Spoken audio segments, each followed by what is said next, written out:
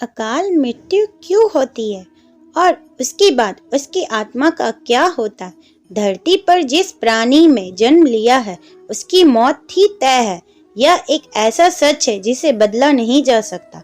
हम सभी जानते हैं कि पृथ्वी लोक में प्राणियों की संख्या इतनी है कि हर दिन किसी न किसी की मृत्यु होती रहती है।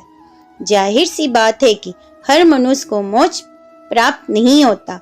इनमें से कुछ ऐसे भी होते हैं जिनकी आत्मा सदियों तक पृथ्वी लोक में ही रह जाती है। इसका कारण है उनकी अकाल मृत्यु हो जाना। आपने कई बार देखा होगा कि आए दिन लोग सड़क दुर्घटना या फिर किसी आपात का शिकार हो जाते हैं और अपनी जान गंवा बैठते हैं। ऐसी मौतों को धर्मशास्त्रों में अकाल मृत्यु कहा गया है। अकाल मृत्यु वह स्थिति है जब शरीर को नष्ट हो जाता है लेकिन आत्मा संसार में ही बनी रह जाती है।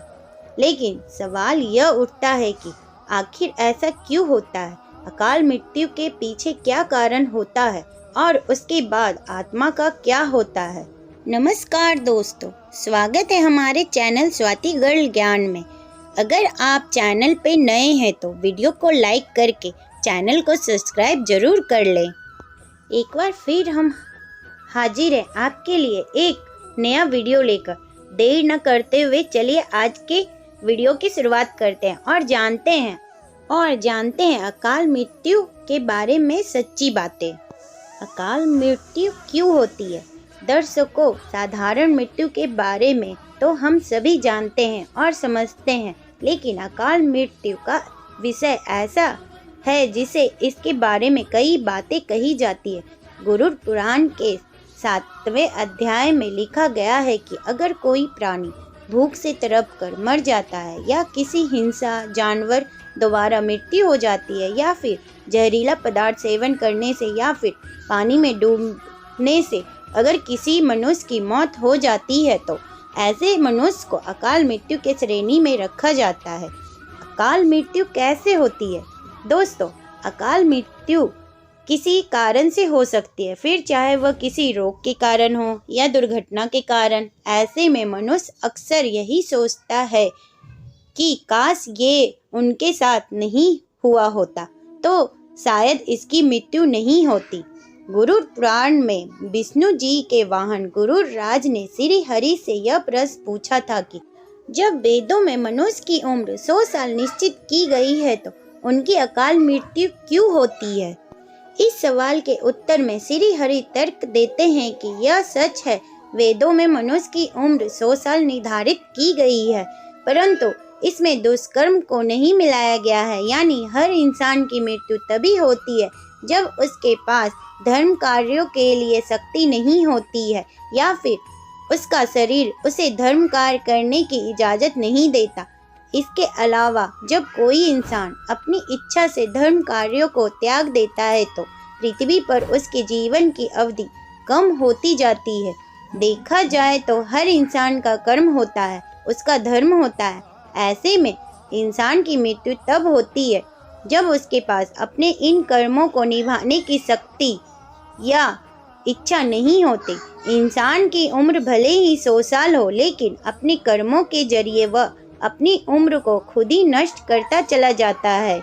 वेदों का ज्ञान ना होने से मनुष्य जान ही नहीं पाता कि वह कब कुकर्म करता जाता है। अब बात आती है कि अकाल मृत्यु के बाद आत्मा का क्या होता है। गरुड़ पुराण में आगे विष्णु जी यह भी कहते हैं कि मनुष्य के जीवन के 7 चक्र निश्चित है। ऐसे में अकाल मृत्यु को प्राप्त होने वाले जो मनुष्य इस चक्र को पूरा नहीं कर पाते उसे मृत्यु के बाद भी कई प्रकार के कष्ट भोगने पड़ते हैं। दरअसल अचानक ही मृत्यु होने की वजह से मनुष्य की इच्छा, कामना और तृष्णा बनी रहती है जो कभी पूरी नहीं हो पाती। ऐसे में शरीर तो नष्ट हो जाता है लेकिन आत्मा का मोह नहीं छोड़ता। इस स्थिति में अकाल मृत्यु वाली आत्माएं अपने परिजनों या जीवित लोगों को भ्रष्ट पहुंचाती है और अपनी मनोकामनाएं पूरी करने का भी प्रयास करती है। गरुड़ पुराण में बताया गया है कि प्रकृति मौत से मरने वाले मनुष्य को 3, 10, 13 या 40 दिनों में दूसरा शरीर प्राप्त हो जाता है। जबकि अकाल मृत्यु व्यक्ति भूत, प्रेत, पिशाच, कुष्मांडा, ब्रह्म राक्षस, बेताल और छत्रपाल योनि में भटकता रहता है। उनकी आत्मा को आसानी से शांति नहीं मिलती। आपको बता दें कि अकाल मृत्यु में आत्महत्या को सबसे निचले दर्जे पर रखा जाता है। मृत्यु के कितने दिन बाद जन्म मिलता है? ग्रंथों की दृष्टि से यह एक घिनौना कृत्य है। भगवान विष्णु जी ने गरुड़ पुराण में इसे ईश्वर का निरादर और अपमान कहा है। वह कहते हैं कि आत्महत्या करने वाले मनुष्य की आत्मा पृथ्वी लोक पर तब तक भटकती रहती है जब तक कि वह प्रकृति द्वारा निर्धारित अपने जीवन चक्र को पूरा नहीं कर लेती।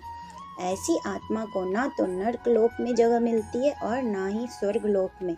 ऐसी आत्मा को मरने के बाद भी सबसे कष्टदायी स्थिति से गुजरना पड़ता है। यह आत्माएं अपनी तमाम इच्छाओं की पूर्ति के लिए अंधकार में तब तक भटकती रहती है जब तक कि उनका जीवन चक्र पूरा नहीं हो जाता। आत्महत्या करने वाली आत्माओं काष्ठ को तो नहीं कम किया जा सकता, लेकिन गरुड़ पुराण में अकाल मृत्यु को प्राप्त मनुष्य की आत्मा की शांति के कई मार्ग बताए गए हैं। अकाल मृत्यु से बचने के लिए मंत्र। भगवान विष्णु बताते हैं कि मनुष्य परिजनों को नदी या तालाब में तर्पण करना चाहिए। साथ ही मृत आत्मा की इच्छा की पूर्ति के लिए पिंड दान और दान पुण्य जैसे सत्कर्म करने चाहिए ताकि उनकी आत्मा को जल्दी मुक्ति मिल सके। यह सत्कर्म कम से कम 3 से 4 वर्षों तक करना चाहिए, तब जाकर कहीं अकाल मृत आत्मा को मुक्ति मिल पाती है और उनके नए जीवन की शुरुआत होती है। तो दोस्तों, आज का यह वीडियो यहीं पर समाप्त होता है। यह वीडियो अच्छा लगा हो तो इसे लाइक करें और मेरे चैनल को सब्सक्राइब करना ना भूलें। धन्यवाद। ओम नमः शिवाय।